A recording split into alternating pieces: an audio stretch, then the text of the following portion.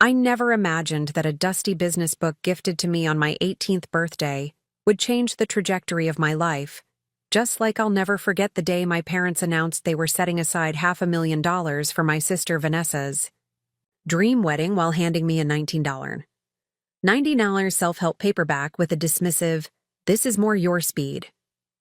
Those moments of stark favoritism carved wounds deeper than anyone could see, but they also planted the seeds for a success story nobody, especially not my family, could have predicted.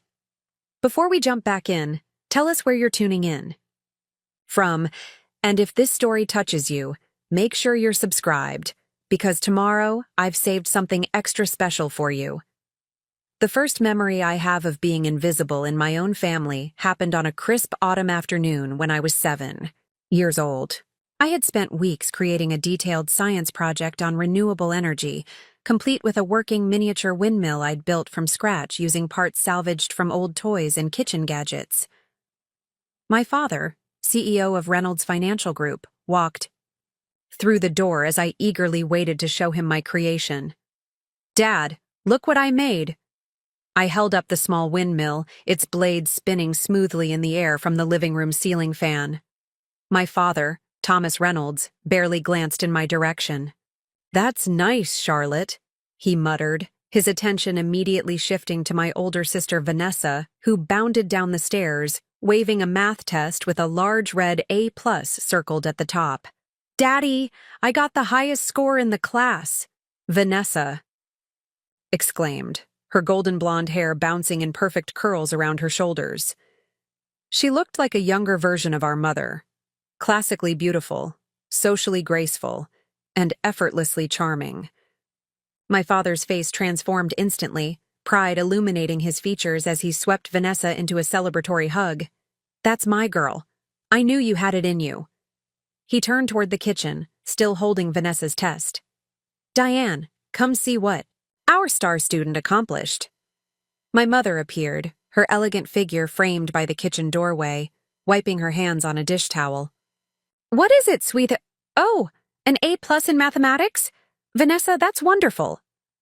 She joined the celebration, completely oblivious to me standing 3 feet away, still holding my windmill. I stood there for several minutes, the weight of the little machine growing heavier in my hands as my family continued to celebrate Vanessa's test score. Eventually, I placed my project on the side table and quietly retreated to my room. No one noticed my absence. This wasn't an isolated incident, but rather the established pattern of the Reynolds household. Vanessa, 2 years my senior, was the golden child, academically accomplished, socially adept, and physically gifted. She played tennis competitively, maintained a perfect GPA, and possessed the natural charisma that drew people to her like moths to flame.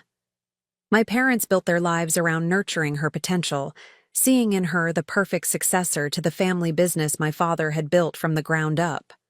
I, on the other hand, was the afterthought.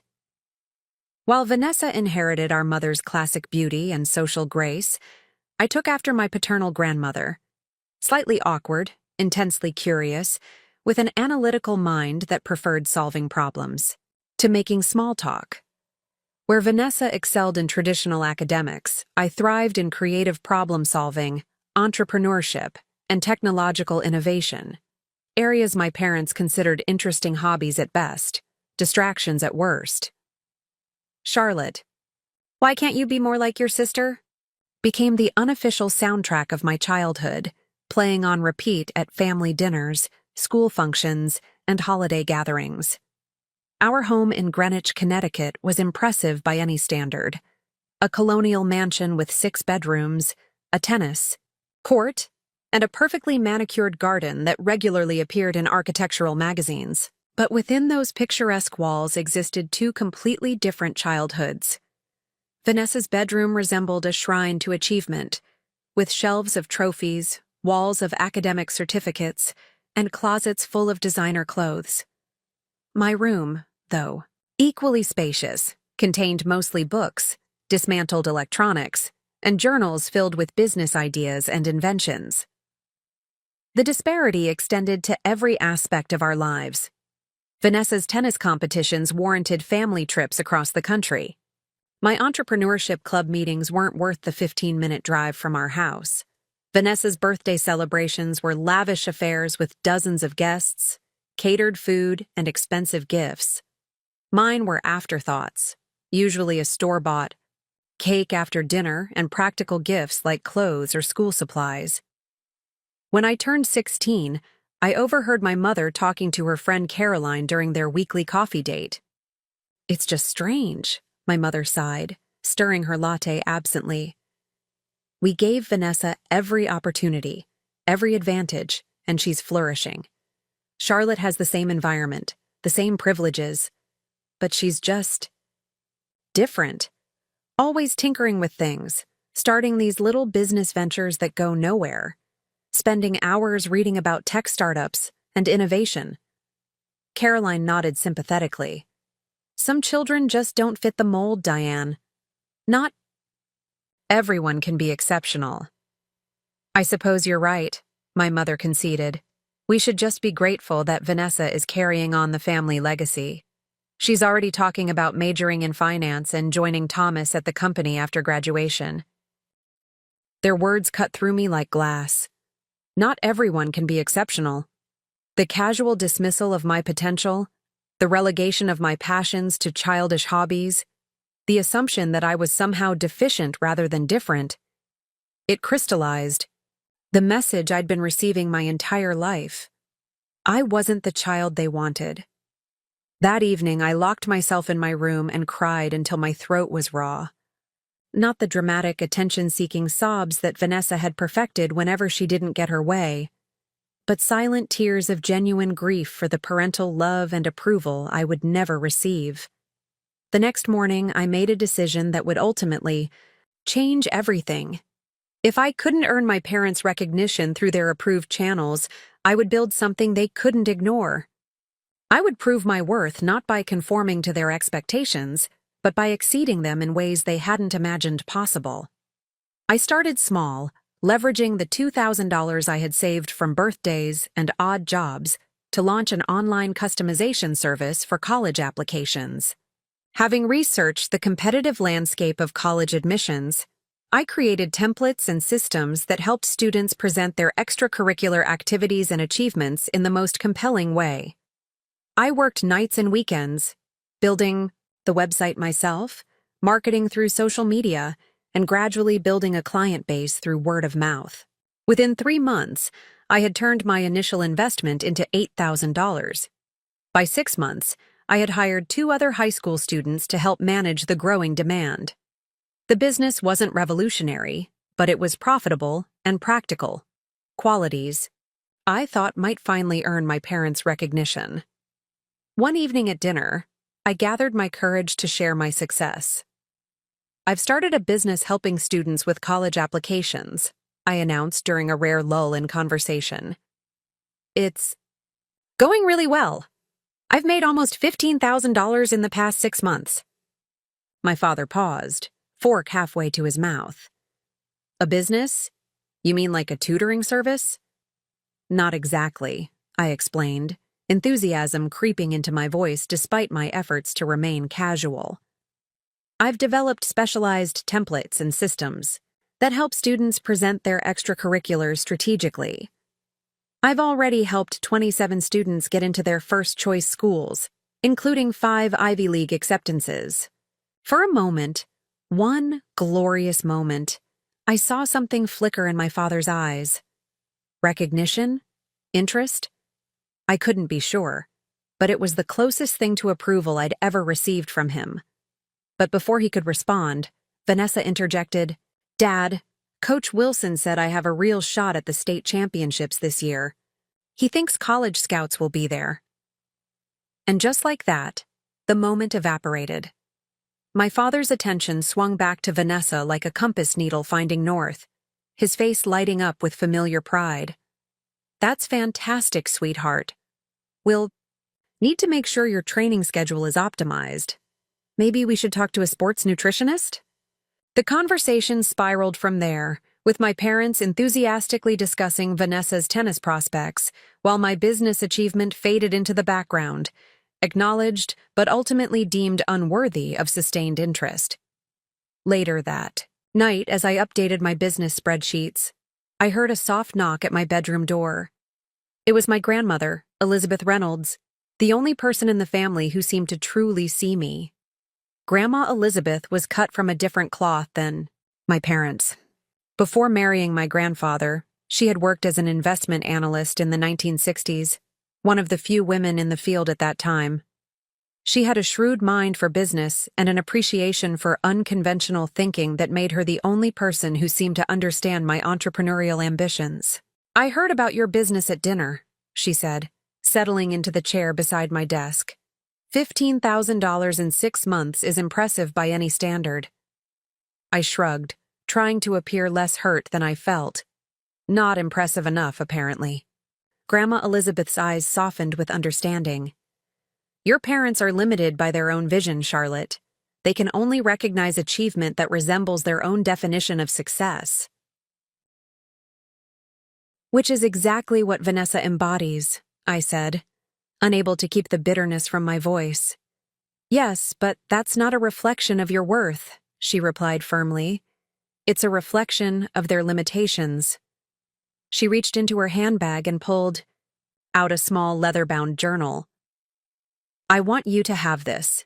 It belonged to your grandfather." I took the journal carefully, running my fingers over the worn leather cover. "Jonathan was a lot like you," she continued. "Curious, innovative, always challenging conventional wisdom. He started Reynolds Financial Group with nothing but $10,000 and an idea about personalized investment strategies that the bigger firms were ignoring." I flipped through the journal, scanning pages filled with meticulous notes, business strategies, and financial projections. "Your father has turned Reynolds Financial into a successful traditional investment firm, but he's forgotten the entrepreneurial spirit that created it," Grandma Elizabeth said. "He's built walls instead of bridges, stability instead of innovation. That may be right for him and for Vanessa, but it doesn't mean your path is any less valuable." Her words were a balm to my wounded spirit. For the first time, someone was acknowledging that my different approach wasn't a deficiency, but a valid alternative. Perhaps even an advantage in the rapidly changing business landscape. Preparing and narrating this story took us a lot of time, so if you are enjoying it, subscribe to our channel. It means a lot to us. Now back to the story. "Keep building, Charlotte," she urged, squeezing my hand. "Not for their approval, but because it's who you are. The right people will recognize your value eventually." The next 2 years passed in a blur of academic requirements and entrepreneurial pursuits. My college application business continued to grow, eventually reaching a point where I was making more money than many adults with full-time jobs. I expanded into digital marketing services for small businesses, teaching myself SEO, social media strategy, and web design through online courses and relentless experimentation. My academic performance remained strong, though not exceptional like Vanessa's. I focused my energy on practical business experience rather than perfect grades, a strategy that frustrated my parents but aligned with my strengths and interests. When college acceptances arrived, Vanessa was admitted to Princeton with a partial tennis scholarship, triggering a celebration that lasted an entire weekend. Neighbors, family friends, and business associates were invited to a lavish party commemorating her achievement and the bright future that awaited her. 2 weeks later, I received my acceptance to MIT with a substantial merit scholarship based on an entrepreneurship portfolio I had submitted. I walked into the kitchen where my parents were having breakfast and placed the acceptance letter on the table. "I got into MIT," I said simply, "and I received the Innovative Enterprise Scholarship, which covers most of my tuition." My mother glanced at the letter. "MIT? I thought you were applying to business schools." "MIT has an excellent business program," I explained, "but I'll be focusing on their entrepreneurship track with a minor in computer science." My father frowned. "Computer science? Charlotte, with your name and background, you could have gotten into a proper business school, Wharton or Harvard Business, institutions that would prepare you for a real career." MIT is consistently ranked among the top business programs in the world, I countered, feeling a familiar frustration rising. And their focus on technology and innovation aligns with where business is heading, not where it's been. My father waved his hand dismissively. These tech startups are a bubble waiting to burst. Real, sustainable wealth comes from traditional financial services, something Vanessa understands. I bit my tongue, holding back the argument that technology was transforming every industry, including finance, that the very stability he prized was being disrupted by innovations he dismissed. It was a conversation we'd had before, and it always ended the same way, with my perspectives relegated to youthful naivety. "Well, congratulations," my mother said, her tone suggesting she was fulfilling a parental obligation rather than expressing genuine pride. "At least the scholarship will save us some money." It wasn't the reaction I had hoped for, but it was the one I had expected.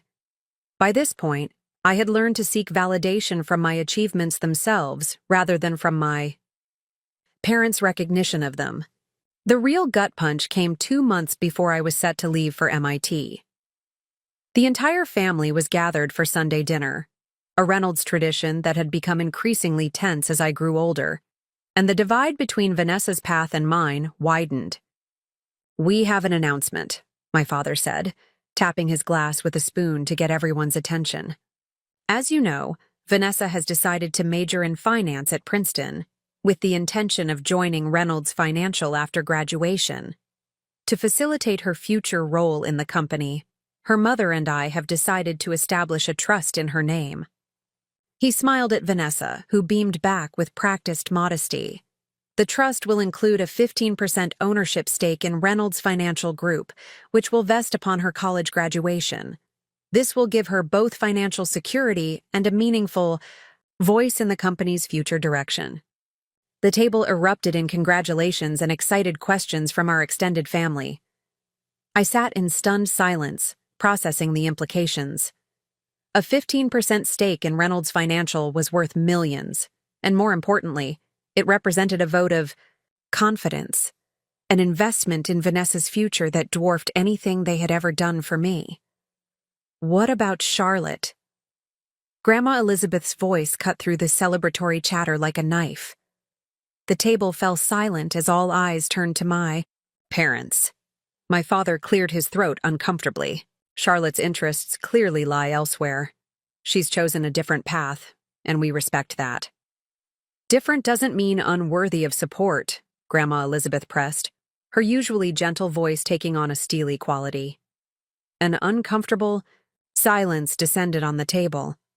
Finally, my mother spoke, her voice overly bright. "Of course we support Charlotte. We're paying for her education, aren't we?" "Half of her education," I corrected quietly. "The scholarship covers the rest." Another awkward silence. "Well," my father said finally, "we have something for you too, Charlotte." He nodded to my mother, who left the room briefly before returning with a wrapped package. I opened it slowly, already sensing what it contained would not be comparable to Vanessa's trust fund. Inside was a book, The Lean Startup, by Eric Ries. "Since you're interested in entrepreneurship, we thought this might be helpful," my mother explained with a tight smile. "It's supposed to be very good for people wanting to start their own business." A $19 book versus a multi-million-dollar trust fund. The disparity was so absurd it bordered on comedic, and I found myself fighting back inappropriate laughter. "Thank you," I managed, placing the book beside my plate. "I'm sure it will be insightful." Later that night, alone in my room, I finally allowed the tears to fall. Not just for this latest insult, but for the lifetime of them. The persistent message that no matter what I achieved, no matter how I succeeded, it would never be enough to earn the recognition Vanessa received simply for existing. As I sat on my bed, eyes swollen from crying, my gaze fell on the book they had given me. In a moment of petty anger, I almost threw it across the room. Instead, I picked it up and began to read. By morning, I had finished the entire book, filling the margins with notes and insights. Whatever my parents' intentions in giving it to me, the content itself was valuable. A blueprint for building innovative businesses through rapid experimentation and customer feedback. I placed the book on my desk beside my grandfather's journal and the acceptance letter from MIT.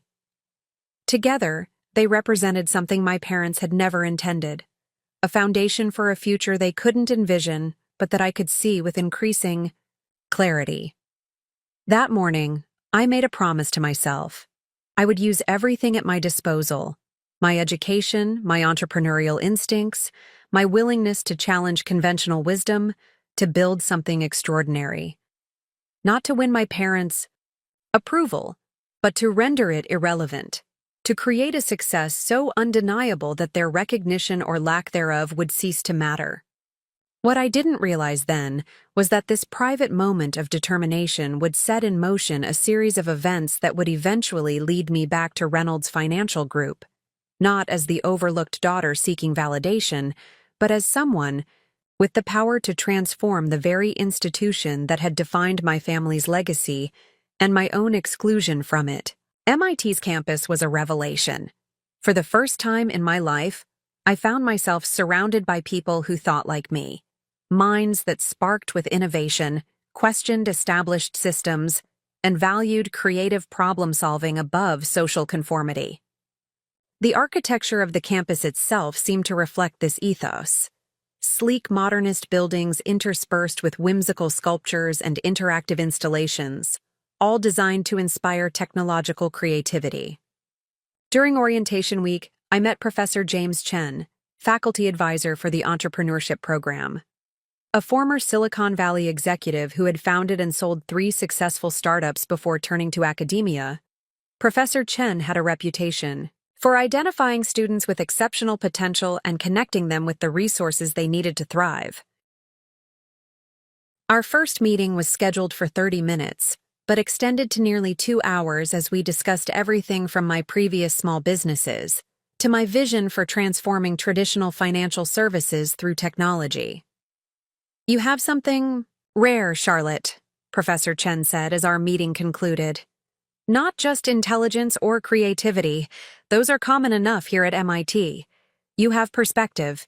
You understand both the traditional financial world and the technological forces disrupting it. That's a valuable bridge." His words resonated deeply. What my parents had dismissed as a liability, my interest in technology rather than traditional finance, Professor Chen recognized as an asset. The very characteristics that had made me an outsider in my family positioned me as someone with unique insights in this new environment. The first semester passed in a whirlwind of challenging coursework, entrepreneurial projects, and late-night discussions with classmates who shared my passion for innovation. For the first time, I wasn't competing with Vanessa's shadow. I was forging my own path, surrounded by peers who valued me for my ideas rather than comparing me to someone else. I kept in regular contact with Grandma Elizabeth, our weekly phone calls becoming an anchor of familial support in my new life. She was eager to hear about my classes, my projects, and the people I was meeting, expressing genuine interest in details my parents had always found tedious. "Your grandfather would be so proud of you," she told me during one call. "He always said the future belongs to those who can anticipate it, not those who cling to the past." My relationship with my immediate family, however, grew increasingly distant. Phone calls with my parents were brief and perfunctory, focused primarily on practical matters like holiday arrangements and tuition payments. When I shared excitement about a particularly innovative class project or a competitive internship opportunity, their responses were polite but detached, as if I were speaking a language they had no interest in learning. Vanessa, meanwhile, was thriving at Princeton. Her Instagram feed showcased a picture-perfect college experience, elite social circles, impressive academic achievements, and an enviable internship at Goldman Sachs secured through our father's connections. Each post garnered effusive comments from our parents, their pride evident in every response. I muted her social media accounts after the first semester, not out of jealousy, but as an act of self-preservation. I was finally building confidence in my own path, and constant reminders of the approval she received so effortlessly only reopened wounds I was trying to heal. During winter break of my freshman year, I returned home to find my bedroom had been converted into a home office for my father. "We assumed you wouldn't mind," my mother explained as she showed me to the guest room where I'd be staying. "You're only home for short visits now, and your father needed more space for his expanded client base." I said nothing, swallowing the hurt of this latest evidence that I was expendable in their lives. Vanessa's room, I noted, remained untouched, a shrine to her achievements preserved exactly as she had left it. The holiday season was a study in contrasts. My parents showered Vanessa with expensive gifts, designer clothing, a luxury watch, and the promise of a new car when she returned for summer break. My gifts were practical and impersonal. Winter boots, a bookstore gift card, and a new laptop that, while generous in monetary terms, was presented with the explanation that you'll need this for your technical courses. The distinction wasn't in the value of the gifts, but in the thought behind them. Vanessa's reflected intimate knowledge of her preferences and desires. Mine reflected obligation without observation. The breaking point came during Christmas dinner when my father raised his glass in a toast. "To Vanessa," he announced, beaming with pride, "who's not only at the top of her class, but has also been selected for the prestigious Global Finance Summer Program. The Reynolds legacy is in excellent hands." Glasses clinked around the table.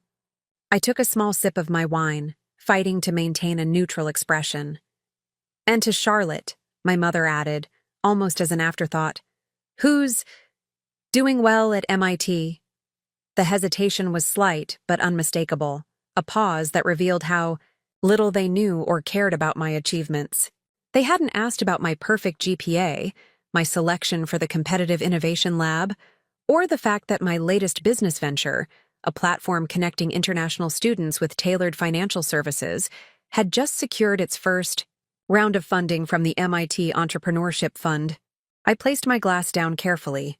"Actually," I said, my voice steadier than I expected, "I've been selected for the Kauffman Fellows Program, which connects promising entrepreneurs with venture capital mentorship. Only 5 students from MIT were chosen." A brief silence fell over the table. "That's nice," my father said finally, his tone suggesting he was unsure whether this was an achievement worth acknowledging.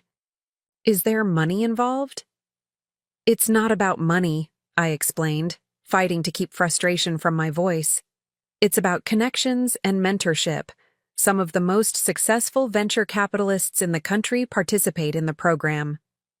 "Well, connections are important," my mother conceded. "Though in established finance, the connections your sister is making at Princeton and Goldman Sachs are particularly valuable." And there it was again, the implicit comparison, the subtle devaluation of my path in favor of Vanessa's. The familiar pattern that had defined my childhood continuing into my adult life. "Excuse me," I said, placing my napkin beside my plate and standing. "I'm not feeling well. I think I'll lie down." I spent the remainder of the holiday break minimizing my time at the house, instead reconnecting with Grandma Elizabeth and working on my business plan at local coffee shops. When it was time to return to MIT, I felt not homesickness but relief, a sense of returning to a place where I belonged rather than leaving one where I didn't.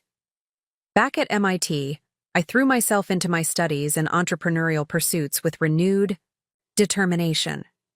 If my family couldn't see my value, I would create success so undeniable that their recognition became irrelevant. The Kauffman Fellows Program proved transformative.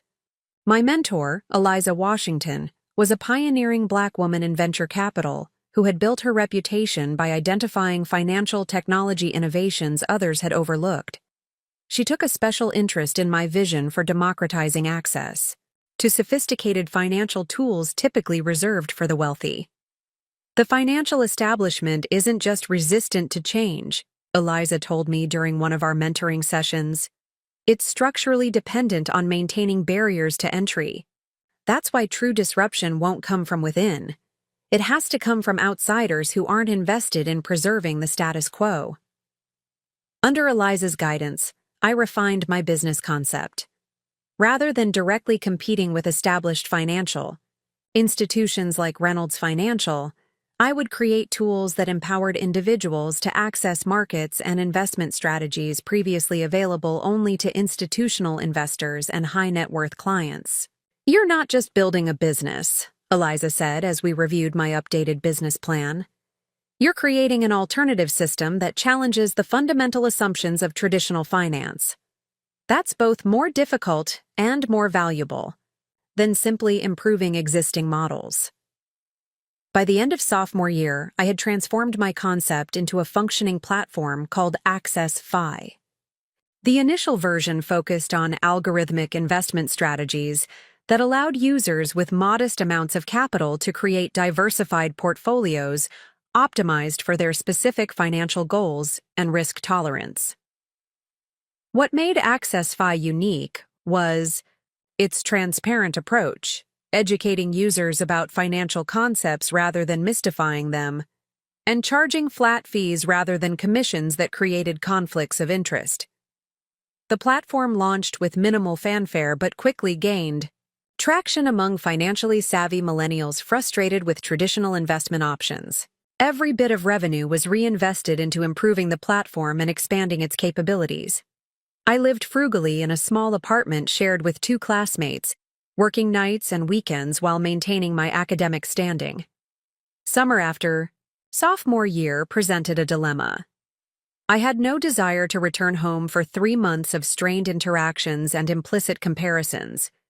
Yet, I needed to conserve financial resources to continue building Access Fi. The solution came from an unexpected, "Toigt, I'd like you to stay with me this summer," Grandma Elizabeth proposed during one of our weekly calls. "The house is too big for just me, and I'd welcome the company." Her invitation was perfectly timed. Not only would it provide free accommodation, but her brownstone in Boston's Back Bay neighborhood was just a short subway ride from MIT's campus, where I could continue using the resources of the Innovation Lab. What I didn't fully appreciate until I moved in was how strategic Grandma Elizabeth's invitation was. Her home wasn't just a convenient location, it was filled with documents, connections, and insights that would prove invaluable to my developing business. "Your grandfather kept everything," she explained as she showed me to his former office, a wood-paneled room lined with bookshelves and filing cabinets. Financial records, client correspondence, strategic plans, the entire history of Reynolds Financial from its founding through his retirement. I spent evenings after work exploring these archives, discovering a Reynolds Financial very different from the one my father now ran. Under my grandfather's leadership, the firm had been innovative and client-focused, dedicated to finding creative solutions for investors overlooked by larger institutions. The contrast with my father's approach, which prioritized high-net-worth clients and conventional investment strategies, couldn't have been more stark. "Your father didn't build Reynolds Financial?" Grandma Elizabeth observed one evening as I reviewed some of my grandfather's original business plans. "He inherited it and reshaped it according to his own limited vision. He turned an innovative financial partner into just another wealth management firm for the already wealthy." "Why didn't Grandpa stop him?" I asked. "These documents show a completely different philosophy." Grandma Elizabeth sighed. "Jonathan tried, but he made the mistake of fully retiring rather than maintaining an advisory role. Once Thomas had complete control, he steered the company toward what he understood, conventional strategies for conventional clients. It was profitable, so the board didn't object, even though it abandoned the original mission." This revelation was both disheartening and illuminating. Reynolds Financial, the institution that had defined my family's identity and against which my own ambitions had been judged, had itself deviated from its founding principles. What my father celebrated as tradition was actually a departure from my grandfather's innovative legacy. More pragmatically, these archives provided insights into the operational infrastructure of a successful financial services firm, information that proved invaluable as I continued developing Access Fee. Understanding how traditional firms structured, their operations helped me identify inefficiencies that technology could address, and regulatory requirements that any financial platform needed to satisfy. The summer with Grandma Elizabeth transformed my business in another crucial way. Through her social connections, many of whom were themselves retired finance professionals, I gained access to a network of potential advisors, investors, and early adopters. These experienced individuals, often frustrated with how the financial industry had evolved, were intrigued by my vision for more accessible, transparent financial services. One such connection was Harold Winters, a former SEC lawyer who had become disillusioned with the regulatory capture he witnessed in the financial industry. After reviewing Access Fi's transparent fee structure and educational approach, he offered to help navigate the complex regulatory landscape, expertise that would have cost tens of thousands of dollars if obtained through traditional legal channels. What you're building addresses problems I spent decades trying to solve through regulation, Harold explained during our first meeting. Sometimes innovation succeeds where regulation fails. By summer's end, Access Fee had secured a small but significant round of funding from angel investors, primarily connections made through Grandma Elizabeth's network. The platform had grown to 15,000 users managing over $10 million in assets. Modest by institutional standards, but remarkable for a business run by a 20-year-old college student. When I returned to MIT for junior year, I faced a decision familiar to many student entrepreneurs, whether to continue my education or focus full-time on my growing business. After careful consideration and discussions with Professor Chen and Eliza, I chose a middle path, reducing my course load to part-time status while dedicating more hours to Access Fi. Your education isn't just about the degree, Professor Chen advised. It's about the environment, the connections, the resources MIT provides. Stay connected to that ecosystem as you build your company. This hybrid approach proved challenging but rewarding. My academic work informed my business decisions, while my practical experience enriched my understanding of theoretical concepts. The tension between academic rigor and entrepreneurial pragmatism created a distinctive perspective that continued to differentiate Access Fi from competitors. As Access Fi grew, so did media interest in its founder. A profile in the Boston Globe's business section led to features in industry publications and invitations to speak at fintech conferences.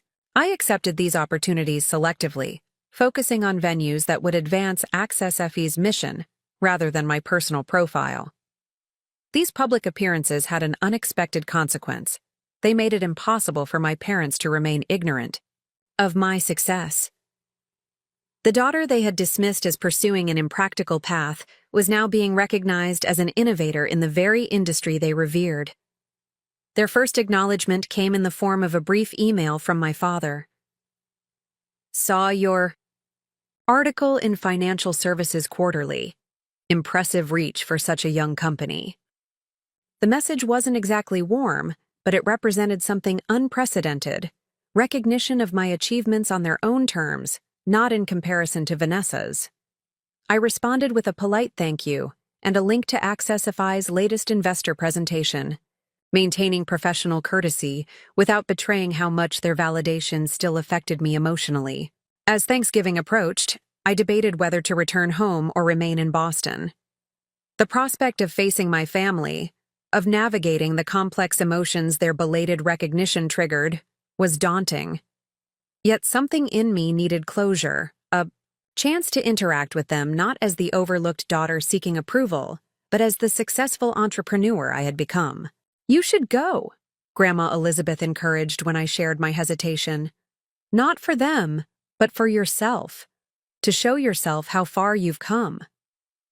The Charlotte Reynolds who returned to Greenwich that November was fundamentally different from the one who had left 2 years earlier. Externally, the changes were subtle: a more confident posture, a wardrobe that balanced professionalism with individuality, a calm self-assurance that no longer sought external validation. Internally, the transformation was profound. I had built an identity based on creation rather than comparison, on contribution rather than competition. The shift was evident from the moment I arrived. My parents greeted me with uncharacteristic deference, asking detailed questions about Access Fi and listening with apparent interest to my responses. My father, in particular, seemed to be re-evaluating me through the lens of professional accomplishment rather than familial expectation. "Your user acquisition strategy is impressive," he commented after I explained Access Fi's growth metrics. "How are you handling customer service with such rapid expansion?"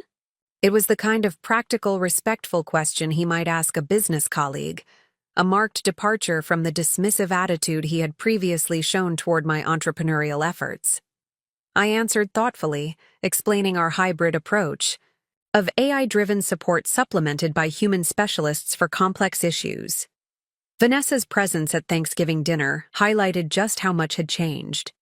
While still treated as the golden child, her Princeton experiences and Goldman Sachs internship, once the benchmark against which my MIT education and startups were unfavorably compared, now seemed conventional rather than exceptional. Her path, following a well-established trajectory toward traditional success, no longer overshadowed my more innovative approach. This subtle rebalancing wasn't lost on Vanessa. Always socially perceptive, she noticed the increased attention I received and responded with a mix of curiosity and competitive instinct. "Access Fee sounds interesting," she said during dinner, her tone suggesting she was both impressed and slightly threatened by my success. "Have you thought about how you'll compete with established firms like Reynolds Financial when users need more sophisticated services?"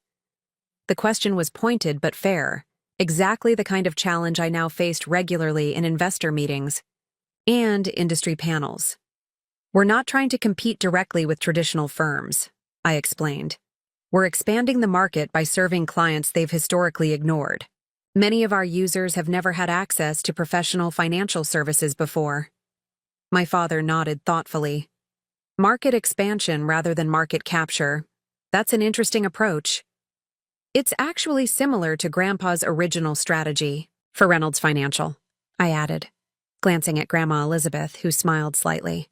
"He built the firm by serving entrepreneurial clients overlooked by established institutions." A momentary tension crossed my father's face. Recognition, perhaps, that I understood the company's history in ways he hadn't expected.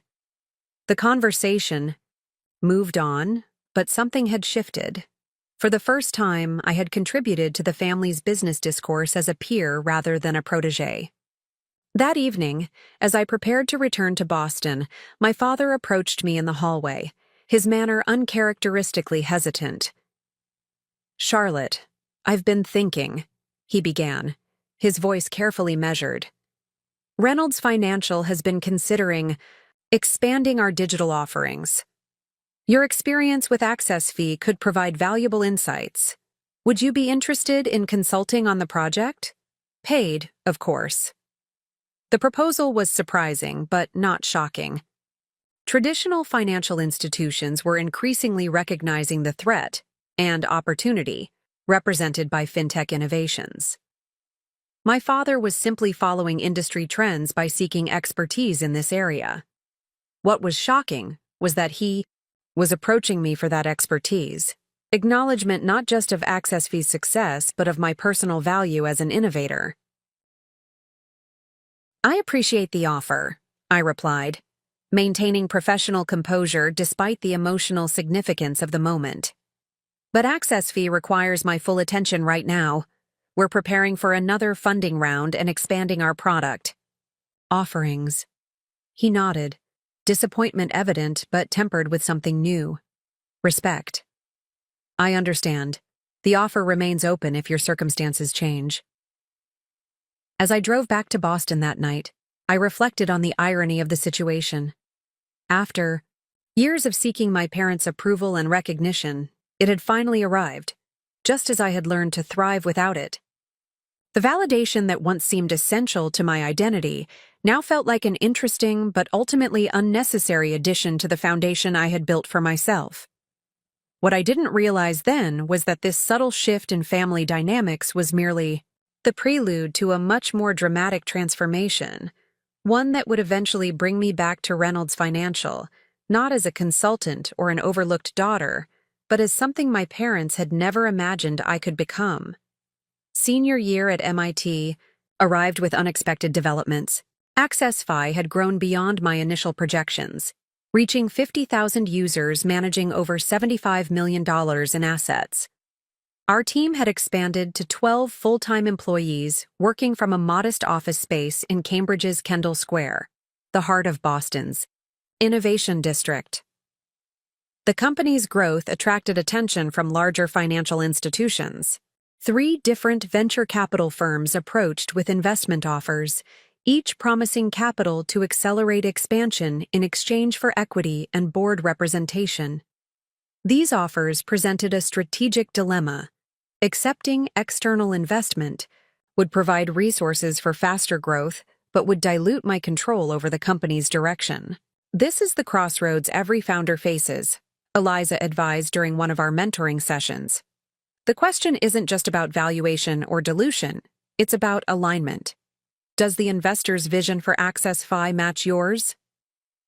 After careful consideration of each proposal, I declined all 3. Instead, I opted for a smaller funding round from our existing angel investors, supplemented by a strategic partnership with a progressive regional bank that wanted to offer Access Fi's technology to their customers as a white-label service. This arrangement provided necessary capital while preserving my decision-making authority and commitment to Access Fi's core mission. My focus on Access Fi came at the expense of academic coursework. Though I maintained passing grades, my transcript no longer featured the perfect GPA of previous semesters.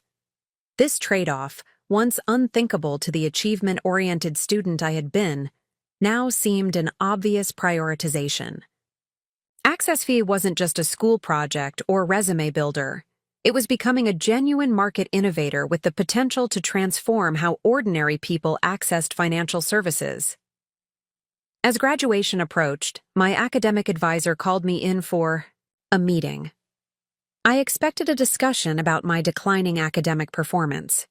Instead, Professor Chen surprised me with an opportunity. The Entrepreneurship Department is launching an Executive Innovation Fellowship, he explained. It's designed for recent graduates who are actively building promising companies. The fellow receives office space, access to university resources, and mentorship from faculty and industry partners. We'd like you to be our inaugural fellow. The offer was perfectly timed.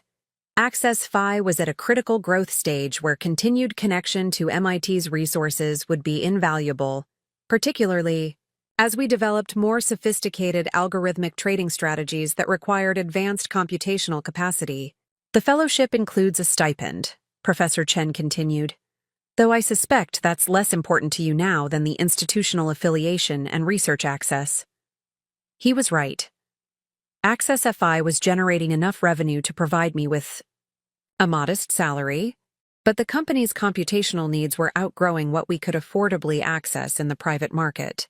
MIT's research computing infrastructure would provide capabilities we couldn't otherwise obtain without significant additional investment. There's one more aspect that might interest you, Professor Chen added with a slight smile. Fellows are invited to give guest lectures in the entrepreneurship program. Your journey from student to founder would be particularly valuable for current students to hear. I accepted the fellowship, recognizing it as both practical support for Access Fi and an opportunity to help other young entrepreneurs navigate the challenges I had faced. The position also provided something less tangible, but equally important: institutional legitimacy.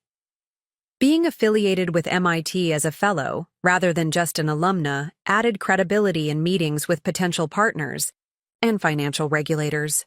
The summer after graduation brought another significant change. Grandma Elizabeth, now 82, decided to sell her Boston brownstone and move to a retirement community in Vermont. "The winters are getting harder on these old bones," she explained, during one of our weekly dinners. "And I've found a wonderful community near Lake Champlain with other retired professionals. Plenty of former finance people to argue with about market trends." Though I understood her decision, the news hit hard. Grandma Elizabeth had been my most consistent supporter, and our proximity in Boston had provided both emotional sustenance and practical assistance as I built Access Phi. "I'm selling the house," she continued, "but I want you to have something from it first." She handed me a legal document, the deed to my grandfather's home office furniture, including his imposing mahogany desk, leather chair, and the antique filing cabinets that had contained so much of Reynolds Financial's early history. "Jonathan always said the right environment shapes how you think," she explained. He designed that office to balance tradition and innovation, solid craftsmanship with space for new ideas. It seems fitting that it should continue supporting a Reynolds who understands that balance. The gift was profoundly meaningful. Beyond its practical value, high-quality furniture I couldn't have afforded to purchase, it represented connection to my grandfather's legacy and Grandma Elizabeth's ongoing faith in my path. With the proceeds from my share of the fellowship, stipend and Access FE's increasing stability, I leased a small but elegant apartment in Cambridge, transforming the second bedroom into an office featuring my grandfather's furniture. The space became my sanctuary, a physical manifestation of bridging traditional finance and technological innovation. Fall brought an unexpected communication, an invitation to Vanessa's engagement party. After graduating from Princeton, she had accepted a full-time position at Goldman Sachs while dating Bradley Huntington III, son of a prominent banking family with deep ties to New England's financial establishment. The invitation indicated the event would be held at Reynolds Estate, with my parents hosting what promised to be an elaborate celebration of the impending merger between two financial dynasties. The formal card was accompanied by a handwritten note from my mother. "Charlotte, we hope you can attend, and your sister would appreciate your presence, and we'd love to hear more about how your company is progressing." The note's tone, polite but distant, reflected our family's ongoing evolution. My parents had progressed from dismissing my path to acknowledging it, but true understanding or enthusiasm remained elusive. Their world still revolved around traditional markers of success, prestigious institutions, established career trajectories, and strategic social connections. Access FI's innovative approach to finance remained foreign territory, acknowledged but not fully comprehended. I debated whether to attend. The engagement party would inevitably emphasize everything I had rejected: the cultivation of wealth, for its own sake, the perpetuation of financial exclusivity, the fusion of social and economic capital to maintain established power structures. Yet declining would further distance me from my family during what was genuinely a significant moment in my sister's life. After consultation with Grandma Elizabeth, who encouraged maintaining family connections despite past hurts, I decided to attend. I would go not seeking approval or validation, but as an independent adult, maintaining appropriate family ties while staying true to my own values. The engagement party was exactly what I had expected: a carefully orchestrated display of wealth and social connection. The Reynolds Estate's expansive grounds were transformed with imported flowers, catering from a Michelin-starred restaurant, and a string quartet playing classical selections. Guests included partners from major financial firms, political figures, with influence over financial regulation, and social elites whose family names appeared on buildings throughout the Northeast. I arrived early, hoping to have a moment with my family before the crush of guests. My parents greeted me with the same careful politeness they had shown at Thanksgiving, inquiring about my work and living situation with detached interest.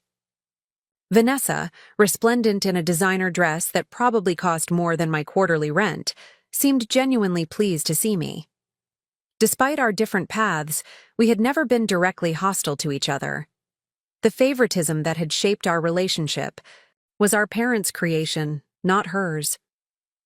"Charlotte, I'm so glad you came," she said, embracing me with what felt like sincere warmth. "I want you to meet Bradley. I've told him all about your fintech success." Bradley Huntington III matched every expectation for a fourth-generation banking scion. Harvard MBA, perfectly tailored suit, and the practiced charm of someone groomed for leadership from birth. To his credit, he showed genuine interest in Access Fi, asking informed questions about our regulatory approach and user acquisition strategy. "The industry needs innovation," he acknowledged, surprising me with his candor. "Traditional firms like ours are excellent at serving established clients, but less adept at reaching new demographics.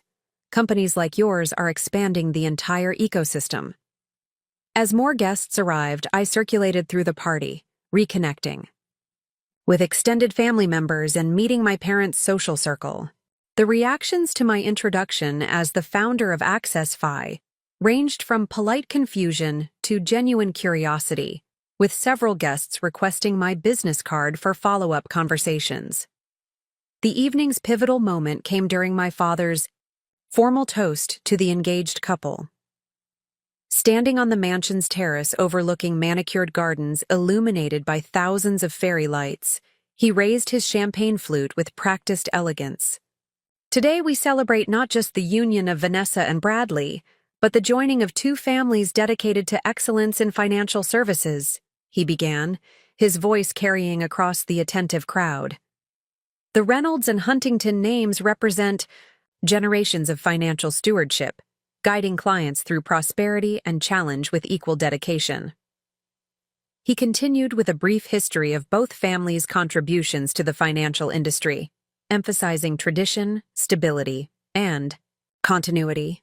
With Vanessa poised to advance through the ranks at Goldman Sachs and Bradley continuing the Huntington legacy, we can be confident that the values and expertise our families represent will continue shaping the financial landscape for generations to come. The speech was perfectly crafted for the audience, celebrating exactly the qualities they most valued. The guests nodded appreciatively, seeing in Vanessa and Bradley the ideal continuation of the established order. What struck me most, however, wasn't what my father said, but what remained unspoken. There was no mention of adaptation to changing markets, no acknowledgement of technological transformation, no recognition that the financial industry was experiencing fundamental disruption. His vision of the future was simply a continuation of the past, with new names carrying forward the same approaches. As applause followed the toast, my father made an announcement that sent ripples through the gathering. "In celebration of this momentous occasion, Diane and I are delighted to share another piece of news," he continued, gesturing for my mother to join him. "We have established a wedding fund of $500,000 for Vanessa and Bradley, ensuring their celebration will be as exceptional as their future together. Additionally, we're accelerating the timetable for Vanessa's trust, making her 15% stake in Reynolds Financial available immediately rather than waiting until her 30th birthday." The crowd responded with appropriate appreciation, several guests commenting on the generosity of the gift. I maintained a neutral expression, sipping champagne that suddenly tasted bitter. It wasn't the monetary value that stung. Access Fi's valuation now made me financially independent, but the persistent pattern. Once again, my parents were investing their resources and public approval in Vanessa's conventional path, while my unconventional one received acknowledgement without comparable support. Later in the evening, I found myself alone on a secluded portion of the terrace, taking a moment away from the persistent networking that such events entailed. My father approached, 2 glasses of scotch in hand, offering one to me with an expression I couldn't quite interpret. "Quite the celebration," I commented, accepting the drink with a polite nod. "The Huntingtons have been clients for 3 generations," he replied. "This union strengthens important business relationships." His framing was revealing, viewing even his daughter's marriage partially through the lens of business advantage. I wondered if my own achievements were similarly evaluated based on their potential benefit to the Reynolds name rather than their inherent value. "That was quite a wedding gift," I said, keeping my tone neutral. $500,000 would fund a significant expansion for most startups. My father had the grace to look slightly uncomfortable. "Vanessa's path has always aligned with the family's interests," he said after a moment. "Her success directly benefits Reynolds Financial. Your venture, while impressive, operates in a different sphere." "Different doesn't mean disconnected," I countered. "The technologies we're developing at Access Fi could significantly enhance Reynolds Financial's capabilities, particularly in reaching younger clients." He took a thoughtful sip of scotch. "Perhaps, but innovation carries risk. Reynolds Financial has thrived for 3 generations by maintaining proven approaches. Stability is our primary selling point to high-net-worth clients." "Stability becomes stagnation if it prevents adaptation," I said, voicing a perspective I had long held but rarely shared directly with my father. "The financial world is changing fundamentally. Traditional firms that don't evolve risk becoming irrelevant." My father's expression hardened slightly. "Reynolds Financial has weathered every market cycle and financial crisis for 70 years. I appreciate your enthusiasm for new approaches, Charlotte, but there's value in systems proven by time." The conversation revealed the fundamental disconnect that had always separated us. Where I saw opportunity and change, he perceived threat. Where I valued innovation, he prioritized continuation. We were looking at the same industry through fundamentally different lenses. As I prepared to leave the engagement party, my mother pulled me aside for an awkward but seemingly sincere conversation. "Charlotte, I know we haven't always understood your choices," she began, choosing her words carefully. "But we are proud of what you're accomplishing, different as it may be from the traditional Reynolds path." The acknowledgement, however, belated and qualified, represented progress from the dismissal of my earlier years.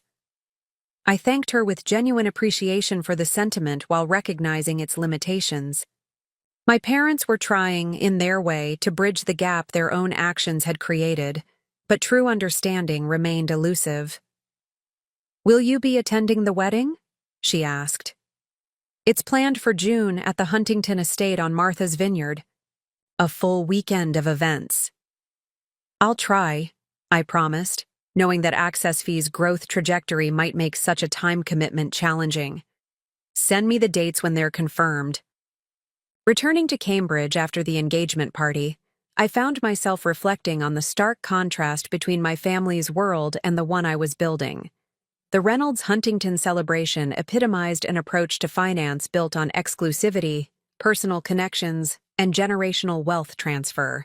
Access FI represented the opposite: democratization, algorithmic fairness, and merit-based opportunity. This contrast crystallized my vision for Access FI's next phase of development.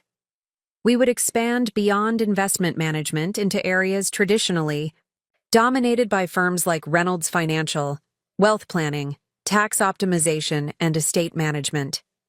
But unlike traditional firms that reserved these services for the ultra-wealthy, we would make them accessible to users of modest means through technological efficiency and innovative fee structures. The following Monday, I called an all-hands meeting at Access FI's office, sharing this expanded vision with our growing team. The response was enthusiastic, with engineers immediately proposing approaches to make complex financial planning accessible through user-friendly interfaces and automated processes. "This isn't just about building new features," I explained as the discussion progressed. "It's about challenging fundamental assumptions about who deserves access to sophisticated financial guidance. The knowledge and strategies that firms like Reynolds Financial reserve for millionaires should be available to teachers, nurses, and small business owners." The team embraced this mission with renewed energy. Over the next 3 months, we developed and launched Access Fee Planner, a comprehensive financial planning tool that used artificial intelligence to provide personalized guidance typically available only through expensive human advisors. The product launch exceeded our most optimistic projections. User growth accelerated dramatically, with total assets under management passing $200 million by year-end. Industry publications took notice, with Financial Innovation Quarterly naming Access FI Most Disruptive FinTech of the Year and featuring me on their 30 Under 30 list of financial innovators. This public recognition inevitably reached my parents' attention. My father sent a brief email congratulating me on the award, adding that several clients have mentioned your company recently. The message wasn't effusive, but it represented acknowledgement that Access Fee had grown beyond a student project to become a recognized industry player. Vanessa's wedding arrived the following June, a multi-day extravaganza on Martha's Vineyard featuring everything money could buy, from celebrity entertainment to custom fireworks displays. The event was covered in society pages and financial industry publications alike, celebrating the union of two prominent financial families. I attended the main ceremony and reception, but skipped most peripheral events, citing unavoidable work commitments. This was partially true. Access Fi was preparing for another major product launch, but also a necessary boundary. Spending 4 days immersed in exactly the world I was working to transform wasn't conducive to maintaining my focus and perspective. The wedding itself was a spectacle of wealth and connection. My parents beamed with pride throughout the event, clearly viewing Vanessa's marriage as the perfect continuation of the Reynolds legacy. The $500,000 wedding fund had evidently been treated as a minimum rather than a limit, with estimates in society pages placing the total cost closer to $1 million. During the reception, I found myself seated at a table with several financial industry veterans, including Walter Kensington, a senior partner at one of the largest investment banks in the country. To my surprise, he was familiar with Access FI's work. "Your perspective on automated wealth management is quite interesting," he commented after introducing himself. "I've had our innovation team studying your approach. The interface is remarkably intuitive for handling complex financial concepts." The conversation that followed was one of the most intellectually engaging of the entire wedding weekend. Walter asked incisive questions about Access Fi's technology, business model, and regulatory approach. Unlike many traditional finance executives, he seemed genuinely interested in understanding innovation rather than dismissing it. "The industry is changing faster than most established players are willing to admit," he observed as our discussion concluded. "Firms that adapt will thrive. Those that resist will become obsolete, regardless of their historical prominence. If you're ever interested in discussing strategic partnerships, my door is open." His perspective was refreshingly aligned with my own assessment of the financial landscape. As I left the wedding that evening, I reflected on the irony that I had found more meaningful professional connection with a stranger at my sister's wedding than I had ever experienced with my own father, despite our shared industry. Returning to Cambridge, I channeled my energy into Access FE's continued expansion. The MIT Fellowship provided access to computational resources that enabled us to develop increasingly sophisticated financial modeling tools. Our user base continued growing, with particular traction among millennials disillusioned with traditional financial services. Then came the news that would ultimately transform my relationship with Reynolds Financial. The company was exploring a potential acquisition by National Trust Financial, a major financial conglomerate known for absorbing regional firms and standardizing their operations to maximize efficiency and profitability. The information reached me through Grandma Elizabeth, who maintained connections with several board members, emeritus of Reynolds Financial. "Thomas believes this is the optimal path forward," she explained during one of our weekly phone calls. "National Trust is offering a substantial premium over market valuation, and he sees it as securing the company's future in an increasingly competitive landscape. The news was surprising, but not shocking. My father's approach to business had always prioritized stability and predictability. Selling to a larger institution represented a logical extension of that philosophy, sacrificing independence for security. "What happens to the Reynolds name if the acquisition goes through?" I asked, already suspecting the answer. "Eventually, it disappears," Grandma Elizabeth confirmed. "National Trust typically maintains acquired brands for 3 to 5 years before full integration. After that, Reynolds Financial would exist only in corporate archives." The thought of my grandfather's creation being absorbed and ultimately erased struck me as profoundly sad. Reynolds Financial had begun as an innovative response to unmet market needs, not unlike Access Fee itself. That legacy deserved better than corporate assimilation. "When is the board voting on the acquisition?" I asked, an idea beginning to form in my mind. "Next quarter," Grandma Elizabeth replied.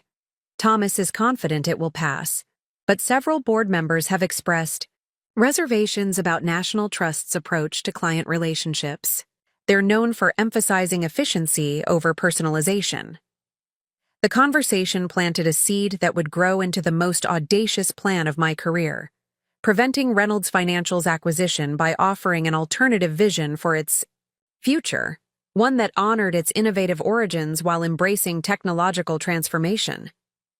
The plan was ambitious to the point of seeming impossible. Access Fi was successful, but still a fraction of Reynolds Financial's size. Creating a viable counteroffer would require resources far beyond what we currently controlled. Yet the more I considered the possibility, the more convinced I became of its potential. Access FI's technological infrastructure combined with Reynolds Financial's established client base and regulatory standing could create something more valuable than either company independently, a firm that bridged traditional finance and technological innovation, exclusivity and accessibility. The path forward would require perfect execution across multiple dimensions, securing necessary financing, developing a compelling business case for the board, navigating complex regulatory requirements, and addressing inevitable family complications. The odds were heavily against success.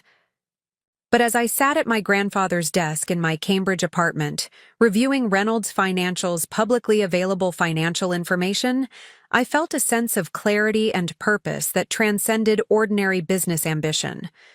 This wasn't just about building something new. It was about preserving something valuable while transforming it for the future. With that determination, I began developing what would become known within financial circles as the most audacious fintech acquisition attempt of the decade. A quest that would either revolutionize the family legacy or become an expensive lesson in overreach. What I couldn't have anticipated was how this professional challenge would ultimately force a reckoning with the family dynamics that had shaped my identity from childhood, and how the business strategy I was developing would become inextricably linked with my personal journey toward reconciliation and self-definition. The plan to acquire Reynolds Financial required resources far beyond what Access Fee could generate independently. My first step was securing the necessary capital through a strategic funding round. Rather than approaching traditional venture capital, firms that might prioritize quick returns over long-term vision, I focused on mission-aligned investors who understood the transformative potential of combining Access FI's technology with Reynolds Financial's established infrastructure.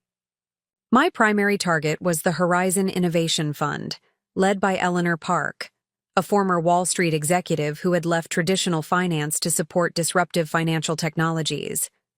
Eleanor had previously expressed interest in Access Fi but had considered us too early stage for her fund's investment thesis.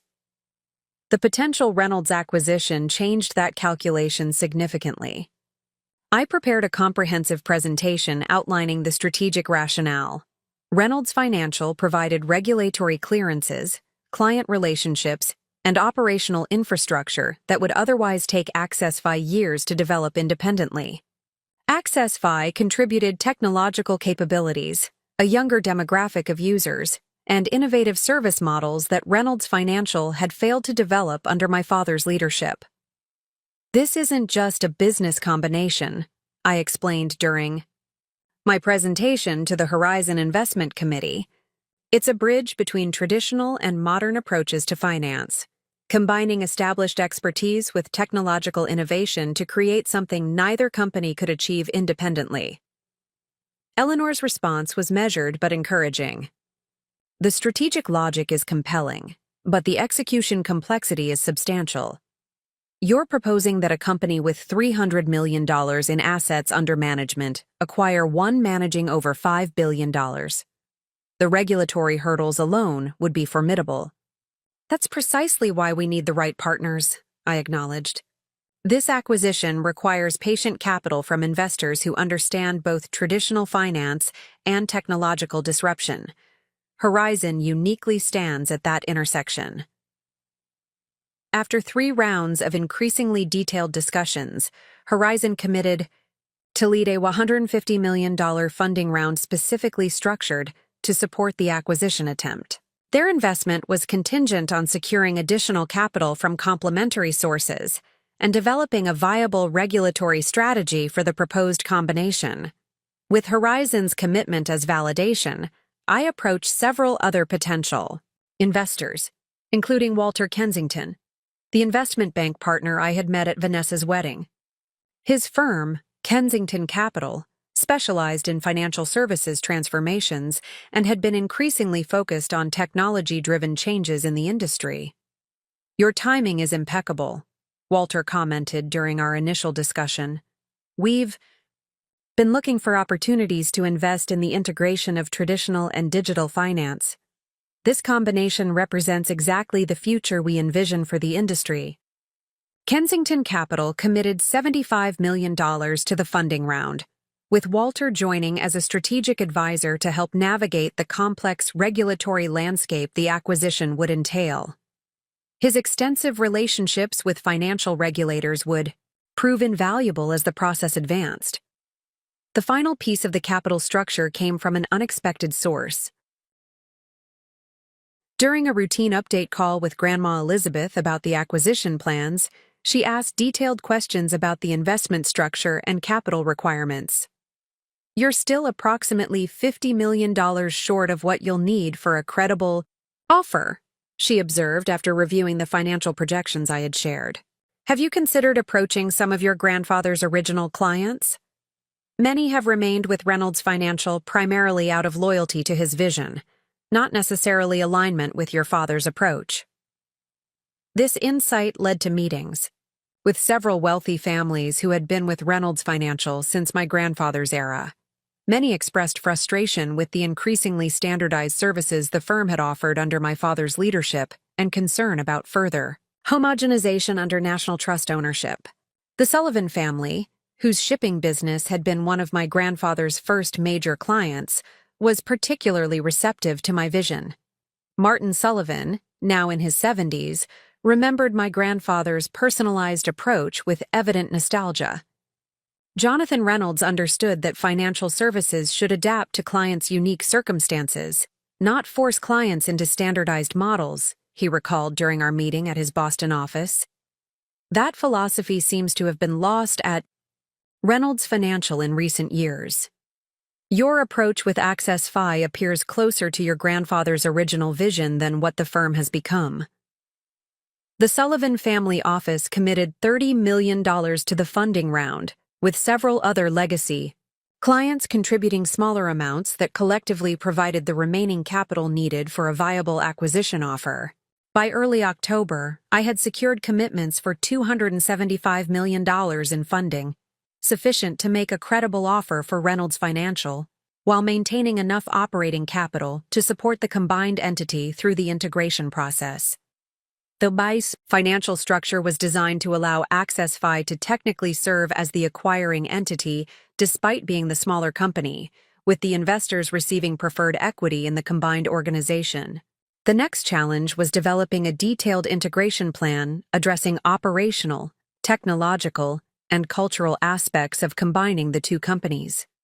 This required deep understanding of Reynolds Financial's internal operations, information not publicly available, and certainly not something my father would willingly provide to a potential competing bidder. Once again, Grandma Elizabeth proved an invaluable ally.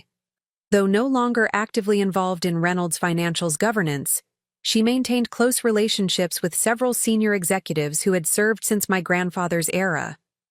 Through these connections, I obtained insights into the firm's technological infrastructure, client service models, and operational challenges.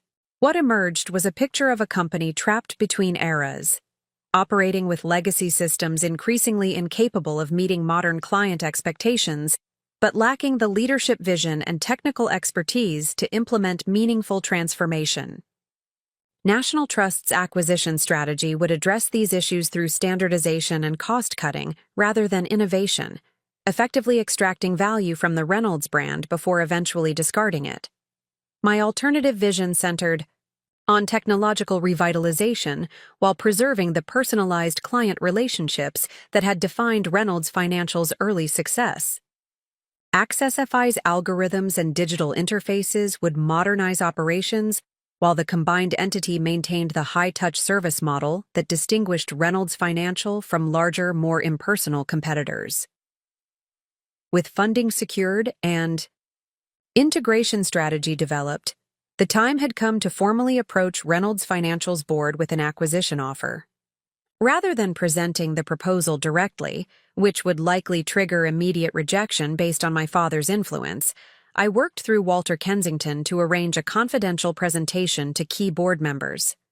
The presentation, scheduled for late October at Kensington Capital's offices in Manhattan, represented a defining moment in my professional journey. I would be proposing not just a business transaction, but a fundamental reimagining of my family's legacy, challenging my father's stewardship while claiming connection to my grandfather's original vision. I arrived at the meeting composed but intensely focused, dressed in a conservative navy suit that acknowledged traditional finance's aesthetic, while accessorizing with subtle tech-inspired touches that reflected AccessFI's innovative identity. The boardroom contained 5 of Reynolds Financial's 9 directors, including James Harrington, the lead independent director, who would be instrumental in any acquisition decision. "Thank you for meeting with me today," I began, consciously using the controlled confidence I had developed through years of investor presentations. "I appreciate your willingness to consider an alternative to the National Trust acquisition proposal currently before the board." I proceeded to outline AccessFI's counteroffer. $630 million for full acquisition, representing a 15% premium over National Trust's offer, structured as a combination of cash and equity in the combined entity. The presentation emphasized not just financial terms, but strategic vision, how the combination would position the firm for leadership in an increasingly digital financial landscape, while preserving the personalized service that distinguished Reynolds Financial from mass-market competitors. "What you're proposing is technically impressive," James Harrington commented as I concluded the presentation, "but fundamentally changes Reynolds Financial's identity. How do you address the concern that existing clients might see this as abandonment of the firm's traditional values?" "By reconnecting with the firm's original values," I replied. "Reynolds Financial wasn't founded as a traditionalist institution. My grandfather built it by recognizing unmet needs and developing innovative approaches to address them. What I'm proposing isn't abandonment of the firm's heritage, but reconnection with its foundational entrepreneurial spirit." The questions that followed were rigorous but fair, focusing on regulatory feasibility, client retention strategies, and operational integration plans. I had anticipated each concern and provided detailed, thoughtful responses that demonstrated both technical competence and strategic vision.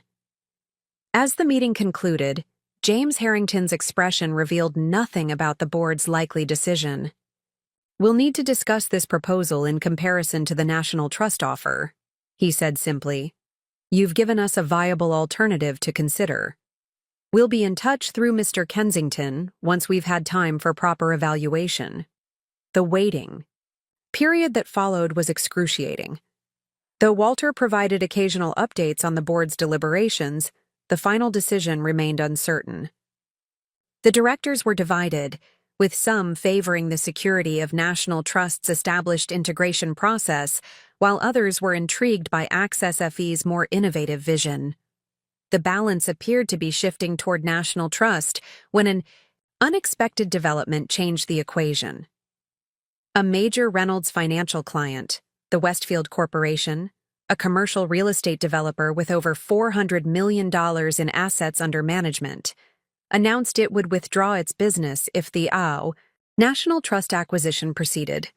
We selected Reynolds Financial for its personalized approach and regional expertise, Westfield's CEO explained in a letter to the board that quickly leaked to financial media. National Trust's standardized services don't meet our needs. We would reconsider our position if the firm remained independently operated or partnered with an entity committed to personalized service innovation. This public statement triggered similar concerns from other significant clients, creating pressure on the board to reconsider the National Trust proposal. Walter informed me that my acquisition offer was receiving renewed attention, with particular focus on client retention projections under different ownership scenarios. 2 weeks after Westfield's announcement, I received a call from James Harrington requesting a second presentation to the full board, including my father as CEO. Unlike the previous confidential meeting, this would be a formal evaluation of competing acquisition proposals with both National Trust and Access FI, presenting their respective visions for Reynolds Financial's future. The meeting was scheduled for November 15th at Reynolds Financial's headquarters in downtown Greenwich. My first return to the building since a childhood "take your daughter to work" day that had ended with my father suggesting I might be better suited to creative pursuits than finance. The irony was not lost on me as I prepared for a presentation that would directly challenge his leadership vision. I arrived 20 minutes early, using the time to center myself in a nearby coffee shop, rather than waiting awkwardly in the Reynolds financial lobby. The building itself was a physical manifestation of my father's conservative approach, a colonial-style structure with imposing columns and traditional furnishings that projected stability at the expense of innovation. At precisely 2:00 p.m., I entered the Reynolds Financial boardroom to find all 9 directors seated around a massive mahogany table. My father occupied the chair at the head, his expression a carefully maintained mask of professional neutrality, despite the obvious personal significance of the situation. National Trust presented first, with their corporate development team outlining an acquisition strategy focusing on operational efficiency, standardized service models, and cost reduction through elimination of redundant functions. Their presentation was polished and data-driven, emphasizing financial metrics and shareholder returns rather than client impact or innovation potential. When my turn came, I approached the presentation not as a daughter challenging her father, but as a financial innovator proposing a better future for an important institution. My presentation acknowledged Reynolds Financial's strengths, while directly addressing its technological limitations and the changing expectations of clients across generations. The choice before this board isn't between tradition and innovation, I concluded after detailing the technical and operational aspects of the proposed combination. It's between decline disguised as stability and growth rooted in adaptability. Access FI doesn't seek to erase what Reynolds Financial has built, but to evolve it for a future where financial services will be unrecognizable to those clinging to outdated models. Throughout the presentation, my father maintained rigid composure, betraying no reaction to proposals that essentially declared his leadership approach obsolete. Only when James Harrington opened the floor for questions did the personal dimension of the situation emerge. "Ms. Reynolds," my father began, his use of the formal address highlighting the professional rather than familial context, Your proposal suggests fundamental changes to Reynolds Financial's client service model. What evidence suggests our clients want these changes rather than the consistency they've historically valued? Client retention data, demographic analysis, and direct feedback, I replied, matching his professional tone. Reynolds Financial has experienced 12% client attrition among clients under 50 in the past 3 years, primarily to more technologically advanced competitors. Meanwhile, AccessFi has achieved 96% retention while growing primarily through client referrals. The evidence indicates that consistency without adaptation is increasingly viewed as stagnation. The exchange continued with increasingly pointed questions about regulatory risks, technology integration timelines, and cultural compatibility between the organizations. Throughout, I maintained focus on strategic rationale rather than personal dynamics, refusing to be drawn into the family conflict simmering beneath the business discussion. As the meeting concluded, James Harrington thanked both parties and announced that the board would deliberate privately before making their decision. "We expect to reach a determination within 2 weeks," he stated. Both proposals present viable futures for Reynolds Financial, though with significantly different visions. Our responsibility is determining which best serves our clients, employees, and shareholders. I left the boardroom without making eye contact with my father, knowing that personal conversation would be inappropriate in that context and likely unproductive in any case. His vision for Reynolds Financial reflected his genuine beliefs about financial services, just as mine reflected my different perspective. Our business disagreement was as real as our personal disconnect. The 2-week waiting period extended into 3 as the board requested additional information from both bidders. Thanksgiving arrived amid this uncertainty, creating a particularly awkward family dynamic. I opted to spend the holiday with Grandma Elizabeth in Vermont, rather than navigate the tension that would inevitably dominate the Reynolds family dinner. "Your father called me yesterday," Grandma Elizabeth mentioned as we prepared Thanksgiving dinner in her retirement community apartment. "He wanted to know if I had been involved in your acquisition proposal." "What did you tell him?" I asked, continuing to slice vegetables with careful precision. "The truth. That I provided information about Reynolds Financial's history and introduced you to some of your grandfather's original clients, but that the vision and execution were entirely yours." She paused, measuring spices for the stuffing. "I also told him that Jonathan would have been proud of your approach, regardless of whether the board accepts it." "How did he respond to that?" I couldn't help asking, though I tried to keep my tone casual. Silence, then a subject change. "Your father has always struggled with your grandfather's legacy. He respects what Jonathan built, but feels overshadowed by it. Your proposal likely feels like history repeating itself, the innovative Reynolds challenging the traditionalist." This perspective provided useful context for the board's potential decision. My father would likely view acceptance of AccessFi's proposal as personal repudiation rather than business evolution. This realization led me to add a crucial element to the offer: a structured leadership transition that would allow my father to remain as chairman for 2 years, focusing on client relationships while I led technological integration as CEO. I communicated this modification to James Harrington via email the following Monday, emphasizing that it reflected practical recognition of my father's client relationships rather than a concession to family dynamics. The board would make their decision based on business merit, but acknowledgement of transition sensitivities might make implementation more successful if AccessFi's proposal were selected. On December 10th, exactly 1 month after my formal presentation, Walter Kensington called with news that the Reynolds Financial Board had reached a decision. They had voted 5-4 in favor of AccessFi's acquisition proposal, with James Harrington casting the deciding vote after extensive consultation with major clients. "Congratulations," Walter said, his tone balancing professional decorum with genuine warmth. "You've just executed one of the most audacious financial technology acquisitions in recent memory. The board was particularly impressed with your modified leadership transition proposal, which they felt demonstrated maturity and strategic thinking beyond the technical aspects of the combination. The formal announcement would come the following morning, with both companies issuing coordinated press releases emphasizing continuity for clients alongside technological enhancement. The transaction would formally close after regulatory approval, likely in approximately 6 months. "Has my father been informed?" I asked, the personal dimension suddenly reasserting itself now that the business decision was finalized. "James." "Harrington called him immediately after the vote," Walter confirmed.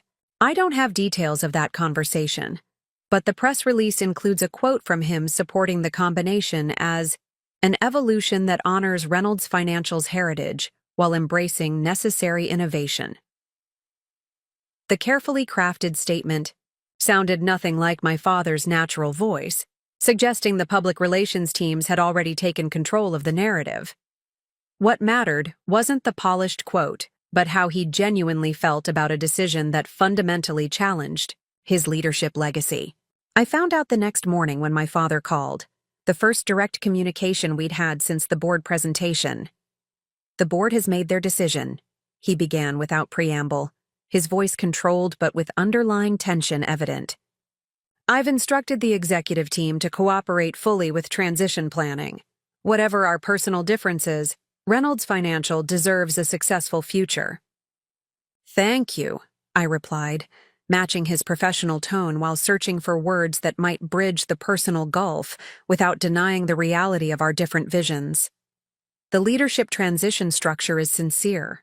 Your client relationships and institutional knowledge are valuable assets for the combined organization." A pause followed, heavy with unspoken history. "You presented a compelling vision," he finally said, the admission clearly difficult. "Different from what I would have chosen, but apparently aligned with where the market is moving. The board made a rational decision." This acknowledgement, however grudging, represented significant evolution from the father who had dismissed my business ideas throughout my youth. Professional recognition, if not personal reconciliation, was emerging from the acquisition process.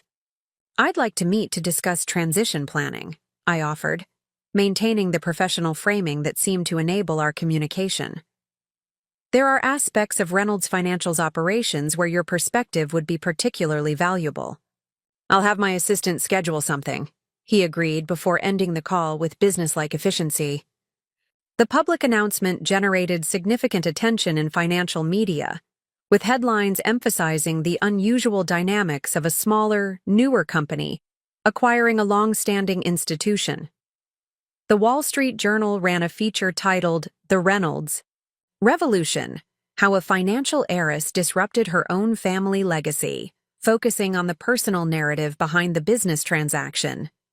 I declined most interview requests, providing only brief statements emphasizing the strategic rationale for the combination rather than the family dynamics that made it newsworthy. The acquisition was significant regardless of the personal elements, representing a new model for integrating traditional finance with technological innovation. The 6 months between announcement and closing were filled with intensive planning. Integration teams from both companies worked to map technology systems, client service models, and organizational structures. Regulatory filings required exhaustive documentation of how the combined entity would maintain compliance while implementing new approaches to financial services. Throughout this period, my father maintained professional cooperation while keeping personal interaction minimal. We met weekly to discuss transition issues, with conversations focused exclusively on business matters, client retention strategies, regulatory considerations, and team restructuring. These discussions were substantive and occasionally even productive, as his experience complemented my innovative perspective in addressing complex operational challenges. The closing date was set for June 15th, almost exactly a year after Vanessa's wedding with its $500,000 celebration and acceleration of her trust fund. The timing created a symbolic bookend to a year that had transformed both my professional trajectory and family relationships. The day before closing, I received an unexpected call from my mother, who had remained largely in the background throughout the acquisition process. "I'd like to have dinner with you tonight," she said, her voice carrying an unusual combination of hesitation and determination. "Just the two of us. There are things I think we should discuss before tomorrow makes everything official." We met at a small restaurant in Greenwich, away from the financial district where we might encounter Reynolds Financial employees or family connections. My mother arrived precisely on time, dressed with her usual elegant restraint, though I noticed subtle signs of stress in her expression and posture. "This past year has been illuminating," she began after we had ordered. "Watching you create something so significant while simultaneously challenging Thomas's vision for Reynolds Financial has forced me to reconsider many of my assumptions." I remained silent, allowing her to continue without interruption. "I failed." "You, Charlotte," she said directly, meeting my eyes with unusual intensity. "Not just in small ways, but fundamentally. I accepted and reinforced a family dynamic that valued Vanessa's conventional achievements while dismissing your different but equally valid path. That was wrong, and I'm sorry." The apology, unexpected and seemingly sincere, momentarily left me speechless. Throughout my childhood and early adulthood, my mother had been a secondary force in the family's favoritism, less actively dismissive than my father, but consistently reinforcing the pattern through her choices and attention. "What changed your perspective?" I finally asked, genuinely curious about the evolution her words suggested. "Many things cumulatively," she replied, considering the question seriously. "Seeing how differently Grandma Elizabeth evaluated your potential was the first crack in my certainty. Then watching you build Access Fi into something substantial despite our lack of support. The board's decision to accept your vision over national trusts was particularly significant. Objective validation from financial experts that your approach had genuine merit." She paused, seeming to search for the right words. "But the most powerful realization came from reflecting on how differently your father and I supported you and Vanessa. The $500,000 wedding fund compared to a business book for your birthday. The trust fund acceleration for her versus the conversion of your bedroom to an office. When I finally saw these patterns clearly, I couldn't defend them even to myself." The closing day for the acquisition arrived with ceremonial formality. The Reynolds Financial boardroom, with its imposing mahogany table and oil paintings of past chairmen, hosted the signing ceremony attended by key executives from both companies, legal representatives, and major investors. My father sat at one end of the table in his customary position, while I occupied a seat near the middle, deliberately avoiding the appearance of immediately claiming leadership territory. James Harrington called the gathering to order with practiced authority. "Today marks a significant transition in Reynolds Financial's history," he began. "After 72 years as an independent firm, we begin a new chapter as part of a combined organization that honors our heritage while embracing technological innovation." The legal process proceeded methodically, signatures on dozens of documents transferring ownership, establishing the new governance structure, and formalizing leadership responsibilities.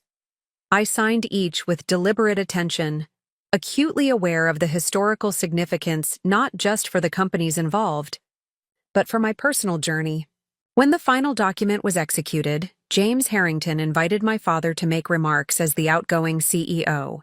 He rose with the polished dignity that had always characterized his professional persona, adjusting his custom French cuffs before addressing the room. Reynolds Financial was founded by my father to provide sophisticated financial guidance to clients overlooked by established institutions, he began, his voice steady despite the obvious emotional weight of the moment.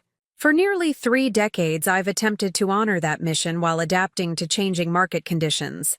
The financial landscape continues evolving, requiring new approaches and technologies beyond my particular expertise. He paused, glancing briefly in my direction before continuing. Charlotte brings a vision for financial services that leverages technology to expand access without sacrificing personalization. Our board has determined this represents the most viable future for Reynolds. Financial. As chairman during this transition period, I commit to supporting this evolution while ensuring we maintain the client-focused values that have defined our firm since its founding. The statement was more gracious than I had expected, acknowledging both the legitimacy of my vision and his commitment to a successful transition. Whether motivated by professional responsibility, personal growth, or simply pragmatic acceptance of reality, his words established a constructive foundation for our working relationship during the integration process. When invited to speak as the incoming CEO, I focused on operational continuity and strategic evolution, rather than personal dynamics. Reynolds Financial and Access FI share a fundamental commitment to client success, though expressed through different mechanisms. Noted, our combined organization will preserve Reynolds Financial's relationship-centered approach while introducing technological capabilities that enhance service quality, expand accessibility, and improve operational efficiency. The formal proceedings concluded with a champagne toast to the combined organization, now officially operating as Reynolds Financial Technologies. The name represented a deliberate bridge between heritage and innovation, maintaining the Reynolds brand identity while explicitly signaling the technological transformation underway. As the gathering dispersed into smaller conversational groups, I found myself approached by Walter Kensington, whose strategic guidance had been instrumental throughout the acquisition process. "Congratulations," he said, raising his champagne flute slightly. "You've accomplished something extraordinary here. Not just the business transaction, but the vision behind it. Integrating traditional finance and technological innovation is the industry's central challenge. You've created a laboratory for addressing it systematically." "Thank you," I replied, "though execution will determine whether the vision translates into sustainable reality. The next 18 months will be crucial." "Indeed," Walter agreed. "Which is why I wanted to mention something before I leave. Your father requested a meeting with me yesterday. He wanted to discuss how similar institutional transformations have managed leadership transitions between generations." I raised an eyebrow, surprised by this information. "What was your impression of his intentions?" "Constructive," Walter said thoughtfully. "He seems genuinely committed to a successful integration, though obviously processing complex emotions about the situation. He asked insightful questions about how to balance maintaining client confidence through continuity while enabling necessary changes." Walter paused, choosing his next words carefully. "My impression is that he's trying to find a way to support your vision without feeling that doing so invalidates his own contributions." This perspective helped explain my father's unexpectedly gracious remarks during the ceremony. He was struggling to reconcile his lifelong commitment to traditional finance with recognition that the industry's future required approaches he had historically resisted. The process was likely painful, but appeared to be sincere. The weeks following, the closing established new operational rhythms for the combined organization. I maintained my primary office at Access FI's Cambridge location 3 days per week, while working from Reynolds Financial's Greenwich headquarters the other 2 days. This arrangement allowed me to maintain connection with the technology teams, driving platform integration while establishing presence with traditional Reynolds Financial clients and employees. My father focused primarily on client relationships during this period, personally contacting major accounts to address concerns about the acquisition and introduce the enhanced capabilities the combined organization would offer. This role suited his strengths while reinforcing continuity during the transition period. Our weekly executive meetings reflected the organizational integration in progress. Access FI's technology and product leaders joining Reynolds Financial's traditional department, heads in sometimes awkward but increasingly productive collaboration. Cultural differences between the organizations emerged immediately, from communication styles to decision-making processes, creating friction that required active management. I established cross-functional integration teams pairing employees from both organizations to address specific challenges: technology, platform migration, client onboarding procedures, compliance frameworks, and marketing positioning. These teams created connection points between traditionally isolated functions while developing practical solutions to operational challenges. 3 months into the integration process, a significant client crisis emerged that unexpectedly accelerated the personal reconciliation between my father and me. The Westfield Corporation, whose public support had been instrumental in the acquisition decision, faced a liquidity challenge when a major development project encountered unexpected regulatory obstacles.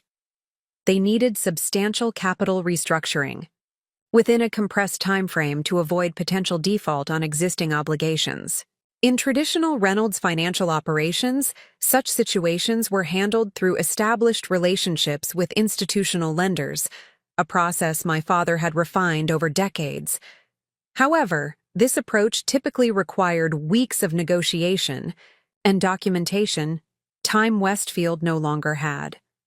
I proposed an alternative solution leveraging AccessFI's algorithmic matching capabilities to identify non-traditional capital sources willing to provide bridge financing under Westfield's specific constraints. The technology could potentially reduce the process from weeks to days by simultaneously evaluating hundreds of potential funding sources against Westfield's requirements. My father initially resisted, concerned about deviating from established processes with a major client relationship at stake. Westfield has trusted Reynolds Financial for 20 years precisely because we don't experiment with unproven approaches when their financial stability is concerned, he argued during an emergency executive meeting. I understand your concern, I acknowledged, but the traditional approach cannot meet their timeline requirements. AccessFI's platform has successfully facilitated similar transactions, just with smaller clients and capital amounts. The algorithmic approach doesn't replace relationship judgment. It amplifies it by extending our reach beyond traditional funding sources. After further discussion, we developed a hybrid approach. My father would manage client communication and transaction structure while AccessFI's technology platform would identify and qualify potential funding sources. This collaboration represented our first genuine partnership, combining our different strengths toward a shared objective rather than competing approaches. The results exceeded expectations. The platform identified 3 non-traditional lenders willing to provide bridge financing under Westfield's compressed timeline, including a family office that had specific interest in the type of development project involved. My father's relationship skills and transaction expertise enabled rapid finalization of terms once these connections were established. The entire process was completed in 6 business days, a fraction of the typical timeline for transactions of similar complexity. Westfield's CEO was effusive in his appreciation. This combination of traditional expertise and technological capability is exactly what we hoped the acquisition would produce, he told us during the closing call. Reynolds Financial's understanding of our business combined with AccessFI's ability to quickly identify compatible capital sources created a solution neither organization could have provided independently. This successful collaboration marked a turning point in my working relationship with my father. The empirical results demonstrated that our different approaches could be complementary rather than contradictory, that tradition and innovation could strengthen rather than undermine each other when properly integrated. Following the Westfield transaction, my father invited me to dinner at Morton's, a traditional steakhouse favored by Greenwich financial executives. Though framed as a celebration of the successful client outcome, the invitation clearly suggested interest in conversation beyond strictly professional matters. The restaurant epitomized old-school finance culture: dark wood paneling, leather, booths designed for private conversation, and staff who prided themselves on recognizing regular clients. My father was greeted by name at the door, with the maitre d' leading us to what was obviously his regular table in a quiet corner of the main dining room. "I used to bring clients here when I wanted to establish trust," he commented as we settled into our seats. Something about the environment, traditional but not ostentatious, helped create the right impression, particularly with entrepreneurial clients concerned about whether a firm like Reynolds Financial would understand their needs. This historical detail surprised me, evidence that my father had once been more attuned to perception management with non-traditional clients than his later leadership style suggested. It hinted at an earlier version of Thomas Reynolds more aligned with his father's innovative approach, before decades of industry consolidation and standardization had shaped his conservative leadership philosophy. "The Westfield transaction was impressive," he continued after we had ordered. "The speed of identifying appropriate capital sources while maintaining proper risk assessment would have been impossible using our traditional methods alone. Access FE's algorithms essentially perform the same evaluation processes Reynolds Financial always has," I explained, "but simultaneously across hundreds of potential sources rather than sequentially. The judgment criteria remain similar. We've just dramatically accelerated and expanded their application." He nodded thoughtfully. "I see that now. Initially, I viewed technological approaches as necessarily sacrificing personalization and judgment. The Westfield case demonstrated otherwise, technology implementing human judgment at scale rather than replacing it." This acknowledgement represented significant evolution in his perspective. Throughout my childhood and early career, my father had consistently positioned technology and personalized finance as inherently antagonistic approaches. His recognition that they could be complementary rather than competitive marked genuine, intellectual growth, a willingness to reconsider deeply held assumptions in response to compelling evidence. "I've been reflecting on my response to your early interest in technology," he said after a pause, surprising me with this shift toward personal territory. "I interpreted your different interests as rejection of the Reynolds legacy rather than potential evolution of it. That was short-sighted." The admission hung in the air between us. Not quite an apology, but an acknowledgement of error that went beyond business strategy to touch our personal relationship. I considered my response carefully, wanting to neither minimize past hurts nor block potential reconciliation. "I always saw technological innovation as extension rather than rejection," I replied. "Grandpa built Reynolds Financial by recognizing unmet needs and developing creative approaches to address them. Access FI represents the same fundamental impulse, just expressed through different mechanisms appropriate to current market conditions." "Elizabeth made a similar observation," he noted with a small smile. "She suggested I've spent my career trying to preserve my father's creation while you focused on continuing his innovation. There's wisdom in that distinction I failed to appreciate until recently." The conversation continued through dinner, gradually transitioning from business philosophy to more personal matters. For the first time in my adult life, my father asked genuine questions about my experiences at MIT, my early entrepreneurial efforts, and the challenges I had overcome building Access FI without traditional institutional support. "You've accomplished something remarkable," he acknowledged as we finished our meal. "Building a successful financial technology company without the advantages typically considered essential in this industry: established connections, institutional backing, extensive capital resources. That required not just intelligence, but extraordinary determination." "I had help," I noted, thinking particularly of Grandma Elizabeth's support and Professor Chen's mentorship. Different from traditional advantages, but valuable nonetheless. "Yes, but the central vision and execution were yours," he insisted. "I may have disagreed with your approach, but I can't deny the results you've achieved or the impressive organization you've built. That deserves recognition, regardless of our past differences." This explicit acknowledgement of my achievements offered without qualification or comparison to Vanessa, represented something I had unconsciously sought throughout my childhood and early adulthood. The validation was meaningful, despite having built an identity no longer dependent on his approval. As we prepared to leave the restaurant, my father mentioned that my mother had been asking when I might visit their home. Not for any formal occasion, he clarified. She's been reevaluating certain family patterns since our conversation about the wedding fund comparison.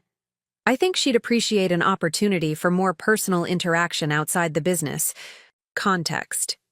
I agreed to Sunday dinner the following weekend, curious about my mother's evolution and cautiously open to family reconciliation that acknowledged rather than ignored past patterns. The professional respect emerging between my father and me provided foundation for potentially addressing the personal dynamics that had shaped our family relationships. The Sunday dinner proved surprisingly pleasant. My mother had prepared the meal herself rather than relying on their regular weekend caterer, a small but meaningful gesture suggesting personal investment in the occasion. The conversation remained somewhat careful but genuinely warm, focusing on current interests and future plans rather than revisiting past conflicts. Vanessa and Bradley attended as well, creating the potential for awkwardness given our historically imbalanced treatment by our parents. Instead, Vanessa demonstrated unexpected maturity, acknowledging the acquisition as brilliant strategic positioning and asking thoughtful questions about the integration process. Investment banking provides excellent training in financial analysis but limited exposure to technological innovation, she observed at one point. I'm realizing that's an increasingly significant limitation as the industry evolves. This acknowledgement of complementary strengths rather than competitive comparison represented evolution in our sibling relationship, a shift from the implicitly adversarial dynamic our parents had historically encouraged toward mutual professional respect. As the integration of Reynolds Financial Technologies progressed over subsequent months, operational synergies began emerging more consistently. Access FI's technology platform enabled Reynolds Financial Advisors to serve clients more efficiently, while maintaining the high-touch relationships that distinguish the firm from larger competitors. Meanwhile, Reynolds Financial's regulatory infrastructure and client relationships provided Access FI with institutional credibility and access to larger capital pools than previously available. 6 months after the acquisition closing, financial results validated the strategic rationale. Client retention exceeded 95%. New client acquisition had accelerated 22% compared to historical averages, and operating margins were improving through technological efficiencies. The combined organization was demonstrably stronger than either component independently. These operational successes facilitated continued improvement in family relationships. Professional respect provided foundation for personal reconciliation, with my parents gradually acknowledging the imbalanced treatment that had characterized my childhood, without becoming defensively entrenched in justifying past decisions. We made mistakes in how we responded to your different interests and aptitudes, my mother acknowledged during a private conversation at their home, comparing you to Vanessa rather than appreciating your unique strengths, supporting her conventional path while dismissing your innovative one. Those patterns were unfair and ultimately harmful to both of you in different ways. My father's evolution was less explicitly articulated but evident in changed behaviors, consulting my opinion on business matters outside my direct responsibilities, sharing credit for successful initiatives, and occasionally asking about my perspective on industry developments. These small adjustments reflected growing recognition of my expertise and judgment beyond the technological domain he had previously considered my only legitimate territory. The most tangible symbol of this familial reconciliation came 9 months after the acquisition, when my parents invited me to dinner at their home with no other guests present. After the meal, my father led me to his study, a room I had rarely been invited to enter throughout my childhood. I've been organizing some family materials, he explained, gesturing toward several document boxes arranged on his desk. In the process, I found something I thought you should have. He removed a leather portfolio from the top box and placed it on the desk between us. This contains your grandfather's original business plan for Reynolds Financial, along with his notes during the first 5 years of operation. I discovered it when clearing out storage files during the integration process. I accepted the portfolio with care, recognizing its historical and personal significance. Thank you. This is meaningful both professionally and personally. There's something else, my father continued, reaching into his desk drawer and removing a small box. This belonged to my father. He wanted it to go to whichever of his descendants best carried forward his entrepreneurial spirit. I believe that's clearly you. The box contained a vintage Patek Philippe watch with a brown leather strap, elegant in its understated sophistication. Turning it over revealed an inscription on the back. Innovation creates possibility. Jr. He wore this throughout the early years of building Reynolds Financial, my father explained. It was a personal reminder of his commitment to finding creative solutions rather than accepting conventional limitations. That approach defined his business philosophy, and evidently yours as well. The gesture represented more than the material value of the heirloom. It acknowledged my legitimate connection to my grandfather's entrepreneurial legacy, a connection my father had previously reserved for himself and, prospectively, for Vanessa. This recognition of my place in the family's business lineage represented profound evolution in how my father understood both the Reynolds legacy and my relationship to it. 1 year after the acquisition closing, Reynolds Financial Technologies had established itself as an innovative leader in integrating traditional financial services with technological capabilities. Industry publications regularly cited the organization as a case study in successful digital transformation within established financial institutions. Client growth and financial performance exceeded projections, validating the strategic rationale for the combination. To mark this milestone, I organized a private dinner at Grandma Elizabeth's retirement community in Vermont, bringing together the key figures in my personal and professional journey. My parents, Vanessa and Bradley, Professor Chen, Eliza Washington, Walter Kensington, and several early Access FI team members who had remained through the integration process. The gathering represented my vision for reconciliation, acknowledging past differences without allowing them to define future relationships. Professional respect had created foundation for personal healing, demonstrating that contrasting approaches could strengthen rather than undermine each other when directed toward shared objectives. During dinner, Grandma Elizabeth proposed a toast that captured the essence of this integration, both organizational and familial. To the Reynolds legacy, she began, raising her glass. Not as a static inheritance to be preserved unchanged, but as a living tradition constantly renewed through innovation and adaptation. Jonathan created a financial institution that addressed unmet needs of his era. Thomas preserved and strengthened it through decades of industry consolidation. Charlotte has now transformed it for the technological age. Different approaches united by common purpose, serving clients with integrity while embracing necessary evolution. The toast acknowledged each generation's legitimate contribution, while recognizing that leadership requires different approaches in different eras. This perspective offered framework for reconciliation without requiring anyone to disavow their genuine beliefs or historical decisions. As the evening concluded, my father approached me privately. "I've been thinking about the $500,000 wedding fund," he said, referencing the disparity that had so painfully symbolized the imbalanced treatment of my sister and me. While that specific opportunity has passed, I believe in addressing inequities rather than merely acknowledging them. Your mother and I would like to establish an innovation fund of equal value within Reynolds Financial Technologies, dedicated to developing financial products specifically serving entrepreneurs and small business owners overlooked by traditional institutions. The proposal represented my father's most sophisticated understanding yet of both the business vision I had championed and the personal reconciliation we were navigating.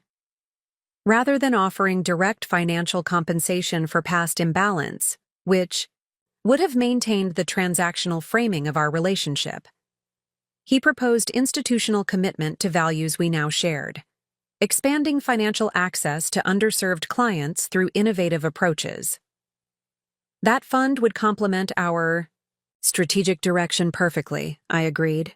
And personally, the alignment with Grandpa's original focus on entrepreneurial clients makes it particularly meaningful.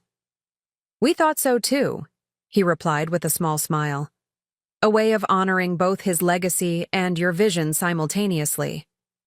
This moment epitomized the transformation in our family dynamics, from competitive comparison to collaborative contribution, from rigid hierarchy to mutual respect. The journey hadn't erased the hurts of the past or completely resolved all tensions, but it had created framework for healthier relationship moving forward. As I drove back to Boston the following morning, I reflected on the parallel evolutions in my professional and personal life. The acquisition that had begun as business strategy had facilitated meaningful family reconciliation. The professional respect I had earned through Access FI's success had created space for personal healing previously impossible when family dynamics centered on comparison rather than appreciation of different strengths. Most importantly, the journey had transformed my relationship with achievement itself. No longer seeking validation through external recognition, I had built success aligned with my authentic values and vision. The approval that eventually came from my father, from industry peers, from the broader financial community, was meaningful but no longer essential to my identity or sense of worth. The modest business book that had once symbolized dismissal of my aspirations had ultimately led to transformation far beyond what either my parents or I could have anticipated.